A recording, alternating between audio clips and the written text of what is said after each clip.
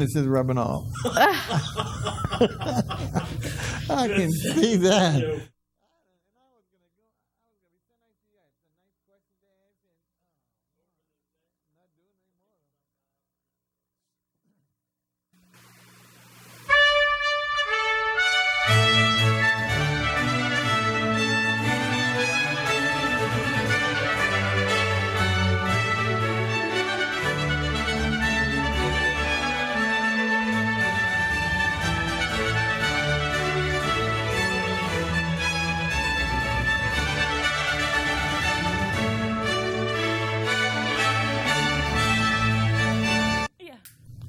Well, welcome to Artist Revue. It's your big pumpkin host here, Bob Bockelman. Welcome you to Halloween 2009, and we're delighted to have a lovely young artist. You know, it's the end of the month. The last Wednesday we dedicate to Artist Revue, as the title just told you. And we're really pleased to have just a real lovely talent today who's brought in a lot of her works. In fact, maybe a little too many we had, so we narrowed them down. But we want to go ahead and move forward right away with the show. We want to introduce you to our guest, Sidonie Villere. Welcome to the show. Hello, Bob. Hello, Bob, and hello, audience. Great. Hello, audience. Great. There you go. There you go. Okay, tell us, Sidonie. You know, we always hit you with a real tough question right up front. Are you from New Orleans? Are you a native? Yes, I am. All right. Well, already you scored points. Anyway, you're in like Flint. Excellent. And tell us a little bit about yourself that you want to share with us, and then we'll talk about specifically about you and your work. Sure. I am from New Orleans, like you were just saying, and I guess where I really got interested in ceramics was when I had an opportunity to go to Millbrook boarding school in my junior year. I know where that is, and other people might not, but tell them where it is, because it is a relatively small school. It is a relatively small school, and it's upstate New York, and they had an amazing art department. So I was spending a lot of time there, and that's where I really got attached to ceramics, and from there, went to undergrad for ceramics and grad school also for ceramics. So now, what is the proper title? Is it ceramicist? Ceramist. You know, most people either call you a painter or a sculptor, but you do both. But since you're working in that medium, is it ceramicist? That's a good question. I get that a lot. I guess you could say mixed media ceramic artist or sculptor. Sounds much nicer because it's a tongue twister saying ceramicist. Yes. It sounds like a little provocative there. I don't think we're going to go that far. Okay, now tell us, well, when did you actually start? So right out of school, did you get into it, or did you, go about your ways and then all of a sudden just meander into the idea, well, that's what's going to be my main focus? How did you make that transition? I really went immediately into grad school after undergrad. I only spent 6 months out. And then after grad school, I really came immediately home and really started looking for a studio and started teaching at Louise S. McGee schools. Oh, wow. Yeah. Does Tim Traplin still teach? He's not there, but he was there graduated before. with me from Jesuit many years ago, and I know he was like a resident artist there and teacher for years. Yeah. Of course, he's old like I am, so I'm sure he retired. But anyway, good. I'm glad you know, because it's a wonderful school. I used to see a lot of his work. It was just great. Yeah, he's wonderful. So you taught there for about how long? I'm still there. Oh, okay, I'm still great. There. Great. Yeah.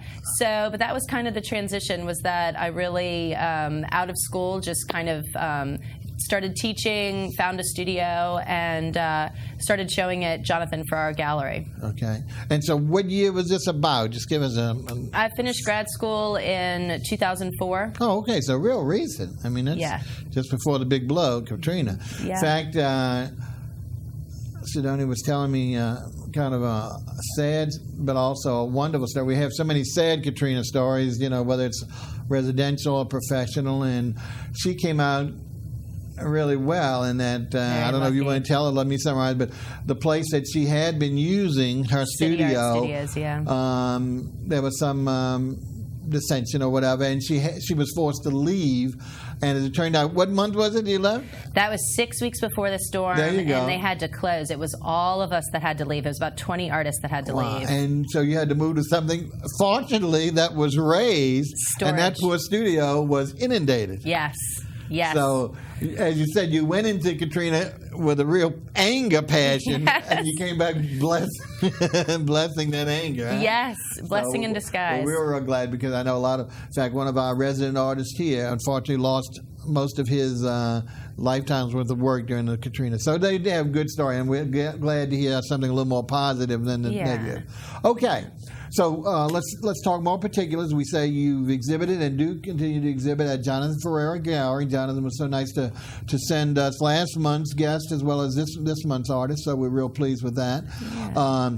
You also have a website. Let's talk about that so people can see and know how to contact you and see some additional work. Thank you. It's www.sidonievillere.com. Okay, now why don't we go ahead, even though they flashed your name once, and that's not Mary Smith. So why don't we go ahead and spell the two names. The last name is very common, but the first name might be a little tricky. So why don't we spell that for the folks so that way they can know what they're typing. Sure. It's Sidoniie.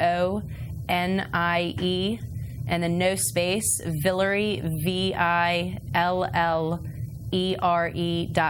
And it's one word, right? One word. No underscores, no hyphens, no, just one. Nothing. Excellent. Yeah. And on there, you do have some of your work, exactly. I do. And other information to contact you.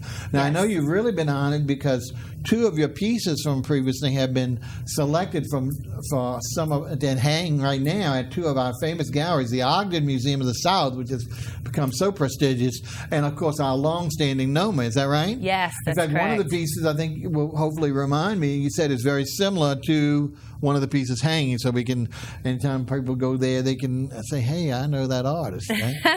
That's right. Anything else? I know you said you got shows coming up, but unfortunately they're like in Nashville. In Nashville, I don't know how many correct. people are trying, but if you are going to Nashville in about a year, then check her website, and that way you can certainly meet and greet her. That's true. But Jonathan has a few pieces. He does. So if someone was in there and visiting, they could still see some of your work there. Yes, he has some work hanging right now in the back gallery. What's Jonathan's address? I mean, I never, for everyone who knows. The street address is 400A Julia Street. Julia. I would just know Julia because that's the street of the artist, but I never know the numbers. Because once I'm there, I'm going all of them. But anyway. No, sure. They're all connected. But of course, he always has, and he has his studio open once a month, as everyone does, that first Saturday. Yes. So, and usually has some great, great artists. So look around and you'll find a couple of pieces there, right? Yeah. Okay, what else do we want to talk to the people about before we head into the specifics? That's really it. I think. Well, I know you say a lot of the ones we're going to say today are from your last session or from my last solo show. So there at will be Jonathan's. some similarities, but at the same time, there's unique differences. Yes. And we're going to really start with from the beginning, what I call the artwork, the hanging, the painting work, and then we're going to move into what I call the sculpture.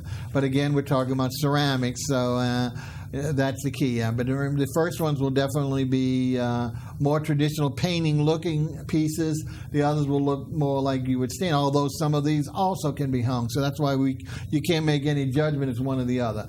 And we're going to go ahead and take a look at really the largest piece you brought us, hanging piece, and it's just magnificent. Thank Folks, you. I'm hoping our cameras do justice because a lot of her works in just the most magnificent shades of white.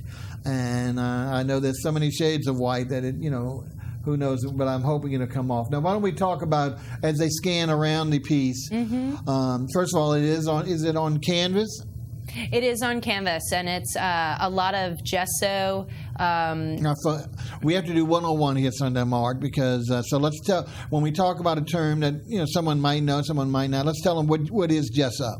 Gesso is just a primer used for canvas, so it's an all-white kind of paint. It's like a primer if you paint your walls. Okay? Yes, Go ahead. Exactly. Go ahead. So I really tore up a lot of strips of canvas and dipped them in gesso, and then really wrapped them and tore them and around the canvas, and tried to build up a lot of layers and give a sense of privacy is the title of the piece. So I was really trying to give off the feeling of protection while I was working on that. And you can see as we pan back, you can see how large the piece is. Can you give us just an idea of what size this is? That piece is 3 by 5. It's 3 tall and 5 wide. Now, when she first came in, I was petrified that this was going to be so heavy because of the layers that we just talked about. And hopefully you can see some of those, like right now in the center. You can see how thick that is. Mm-hmm. It just really looked like we're bringing in not concrete but plaster of Paris or something like that. That was going to be just stupendously heavy. And au contraire, I mean, it's light as a feather. Yeah, it's awkward to walk with because it's such a big size. But other than that. Yeah. So this would be great, folks, in whether it's your home or your office. It's just so cool. What else can we talk about it? So you're saying you layered? Yeah, it does have plaster. It does have also some oil on the top layer just to kind of finish it off. Okay. And I did a lot of sanding down and kind of building up once I had wrapped the piece and initially dipped it in the gesso. After I'd kind of gone through that kind of laying out of the canvas strips, then I went back in with oil and sanding down and working it back up again. So. And again, the title on this one? Privacy. Privacy. Okay, very good, very good. Just a lovely piece. I love that particular section of it. Is just to me so striking. Thank you. I guess again, it's a bas relief concept to me that really, brings it on home. Yeah. Now, folks, as you know, we always open it up for calls. So our director is going to put those numbers up during the show several times.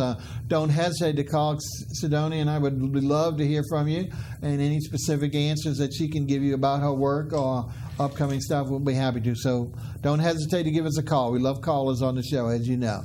Okay, now let's go ahead and look at a second piece, which again is a hanging piece, more in the painting kind of origin.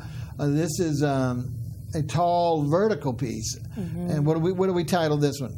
This one is titled Offering. Offering, okay. Mm-hmm. Can you give us a little bit behind that meaning? Sure. Well, this is from the last solo show that I did at Jonathan's, which was, the show was titled Camouflage. And so a lot of the pieces were white to kind of blend into the walls. And the entire premise is that they're self-portraits and they're about the contradictions of self-preservation. So the entire show was really about this, going back and forth and asking the question, are these protection devices, are they protecting or are they kind of isolating? And so offering was one of the ideas that I was trying to get at. And in the piece, there's a ton of different materials. It's oil and wax and gauze and string.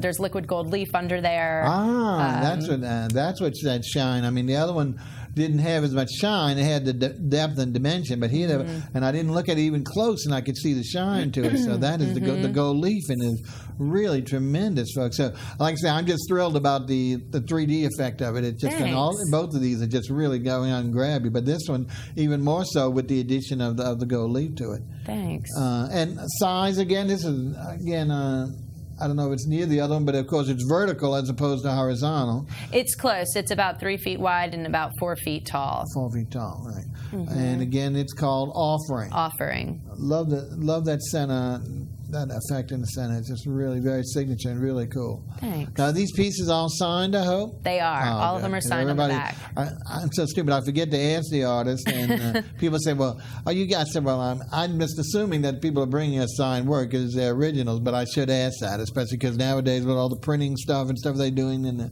they don't sign everything. No, it's true. And I signed the clay and the paintings completely differently. So excellent.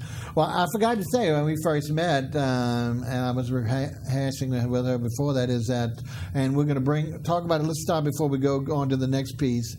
I met you, I believe it was last Christmas, at a studio which is in the Mid-City area that it's a collective of maybe 30 or 40 artists. I don't know. In fact, Lori Lockwood, who's a real good friend, who we had on several times on the show, she was on last summer with her new show, was there. Mm-hmm. And once a year, folks, this studio has a Christmas weekend. I think it's both Saturday and Sunday. Mm-hmm. And you can go there and shop, plus there's wine. Usually they have wine and refreshments. So you can make it all. There's music. You can see all the different artists' work under one roof. And it's just a great shopping venue because here's not only for yourself, but also for Christmas giving. Tell us a little bit about that, because that's you mentioned they are having, and you know the dates. And let's give them a little bit of it, and we'll rehash that at the end so people will remember to check that out. Yeah, thanks. It's Mid-City Open Studios, and it's December 4th and 5th from 12 to 4. And the address is 4422 Toulouse Street in Mid-City. And it's on the corner of Toulouse and what's the cross street? It's between North Murat. North Murat. Yes. You can't miss it because it's a huge, I mean, you will because you don't see a lot of artist work on the outside. Yeah. But it's a huge warehouse-type facility. So, Yeah. And it's multi-level, at least 2 levels. It's 2 floors of artists. But very, very big property. So, and once you get there, if you get anywhere near, you'll see so many cars. That's the only problem. There's no parking, so you do have to park on the street and walk. It's but once true. you go, so we're going to remind you at the end of the show again about it because, you know, we're only a month away from Christmas, and what a great day. Even if you're just a fan of this show or art in general, whether you're interested in buying that, you'll get to meet and greet with the artists and see some of the work that they've been doing during the year. Okay, let's go back to you. We have another, I believe we have another hanging piece, don't we? Or maybe a couple more. Let's see what's the next one. Yes. Okay. Wow, look at the linear effect here. This is great. What is this one? This is also from the last solo show. The title of this one is Villere, and this was a triptych. I just pulled one from the series, but this goes along with the same idea. You know, it's the contradiction of self-preservation. So there are these pairings. You know, we have veneers to kind of hide ourselves, to protect ourselves, but you know, at what point does this protection device become isolating? So it's playing with these boundaries of things that kind of protect us, that we do to protect us, but maybe in the end don't end up really doing that. So this has strings, a lot of strings, different kinds of strings, and also canvas, again, dipped in gesso, and just wrapped and wrapped. And this is over gesso board, and I finished it off with a very thick layer of paraffin. Oh, cool. So. But and right away, I say, but to me, I'm seeing the center being, again, the ridge level looks like calming waters with the boundaries on the top and above, below. So it's really what you were saying is just perfect with regard to seeing. It's so visually stunning. And now this is a smaller piece. About what size is this? These are 24 by 18, so they're, 24 by 18. You said it was part of a triptych of 3. Yes. So, and we brought one. Great. Yes. And again, for the most part, it's similar technique and all part of this showing that we had. All right, now the next one is another along those lines, I believe, huh?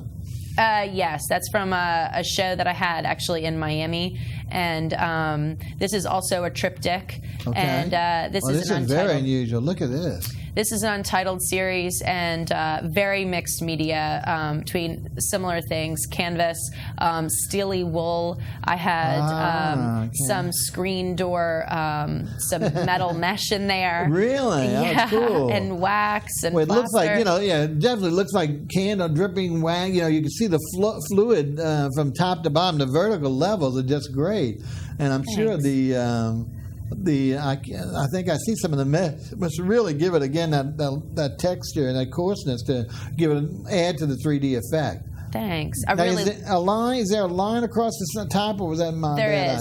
There is. And what do we? Is that something juxtaposed, or is that? It is. It's one of those opposite things, one of those contradictions. It's used to kind of hold the piece in because there's this, all of these kind of emotional remnants going on from the mood of the piece, and then that line kind of holds it all together.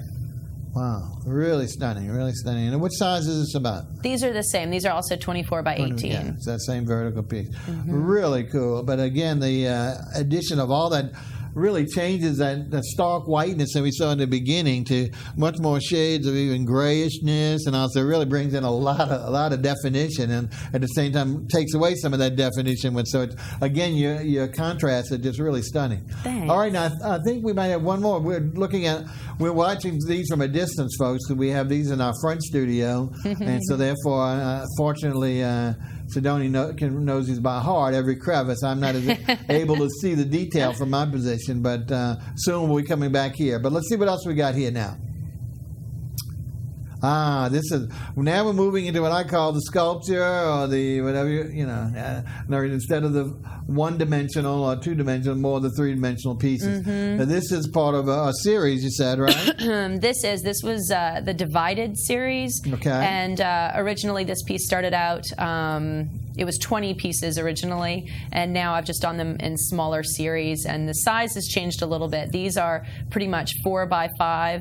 And now, what's the media? This is just porcelain. There's no glaze, no wax, nothing. It's just porcelain. Really cool, because you expect it to be that high sheen, and just the opposite. It's that low, dull, matte look, Yeah. Really cool. And it's called what again? It's the Divided series. Okay. And now, were these designed to be hung or to place as we have them on a table? They could go either way. I really like them on the wall, but they also can sit on a tabletop. So.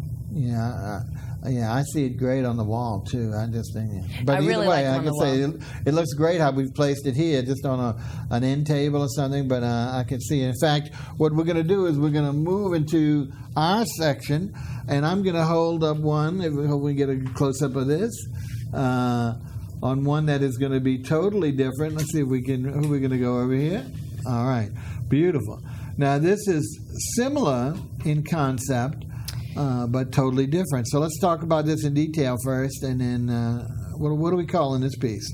This is I just said that they're from the Divided series. Okay, still from the Divided series. Yeah, and this piece really, the whole series really came from after the storm. It was really trying to decide whether to stay or to go, And so I made these cubes. I coil built them out of porcelain, and then just ended up smacking them open. And it really just became about this physicality and really trying to get at, I guess that irritating question of to stay or to go, and this metallic. This liquid metallic finish really, to me, is just kind of an extra coating of, I guess, kind of armor. If you get at those. In fact, you got such a sheen; it almost looks like automobile paint. You get to that level of sheen. So it's just really magnificent. And the gold, I call it gold. I don't know if it's beige, but it's just a magnificent. Now, what is the composition again? What is it made out of? They're porcelain. They're all porcelain and with a liquid metallic leaf finish. Okay. And the weight is more than it looks. It really looks again much lighter. I'm struggling, the old person here. I would say they're at least 10 pounds. Huh? They're close. They're close between 5 maybe. And again, once again, there's holes. See, convenient square hole in the back. I don't want to do too much of that. But that's for the hanging. So once again, especially if you don't have the series like that, an individual piece, I think, would be much more striking on the wall than maybe as we have it here on the gown. Now, let's continue that color line, but we're really going to go into something that I fell in love with. I thought it was what they call a flower pockets or something like that. I know it's wrong, and it's just magnificent piece. Let's talk about this. What do we have here? This is from the Surrounded series, and it's also, this is stoneware, and I also finished this with a different liquid metallic leaf. What I kind of do sometimes is I'll mix the silvers and the golds to kind of get a kind of an independent color for the surface. Right. And notice what's really cool. What's the dimensions on this about? They're about a foot tall, about 2 inches wide, and 2 inches off the wall. And then what's so convenient? We can show it easy on this. Yeah. She's actually put looks like light socket switch holes. You can see those little rectangular pieces, so it can be mounted on a wall. And what was good about this, instead of just the standard approach like this, which is the way it's designed by itself. Tell us what else you had this done with. Well, this piece was also, this is one of the piece from Noma, from the same series. And so the way they're originally installed is in a circle. So for me, the reason I had these two cutouts on different angles going all the way around. Isn't that cool? Yeah, you could have it. You could show it any like how many way. how big was the circle? Like about how many of these were? Do you in the original piece, there were probably about 15 pieces. 15. That must have been magnificent. Thanks. But you see how well it can be done, individualized as well as in a series. Okay. Yeah. And that was called from the Surround series? From the Surrounded series. Wow. We got to keep on. Now, how many of these series are actually on your website? And are they divided as such? They are all divided. They're all on the website. And they're also on Jonathan's website, which is jonathanferraragallery.com. Okay. He's the name plus the gallery.com. But you do have the series will all be separated so you can know which ones you're watching. Yeah. Yeah, they're all divided into series. Okay, now we're going to let Sidonie take the next three, which I'm not sure, again, whether it's a series or certainly part of a series. Yeah, and these we'll go over these. These are really unique and neat. These are also these are a part of a series. This was called the Sitting Ducks series, and this was also a piece from After the Storm that I made these, and it was very much about the fragments. It was about kind of feeling broken and definitely kind of feeling like a sitting duck, not really knowing what to do. So that's where this series came from, and they're about a foot tall, about 3 inches wide, and about 2 inches off the wall. And the composition again is what? I missed a note. I didn't say it. I just sorry. They're stoneware. They're wrapped in gauze, dipped in paraffin, and then and again I have them dipped in the liquid metallic leaf. Now, again, let's go. What is the difference when you say stoneware? Let's tell a little bit more specific on that so people know. Sure. The difference between stoneware and porcelain. Porcelain is just void of any iron. Any iron. Any iron. So it has absolutely no colorants in it whatsoever. Right. So. So when you get this material, what is it in? What shape is it in? When I get the clay, I get it in boxes. It's already assembled in clay, so it's already formed. I didn't know if it was powder and you have to become clay. Sure. Yeah, I see. So it's already formed into clay. It's already formed into clay. I get it in these bags of about 25 pounds, and once I get it, then I can just form it from there.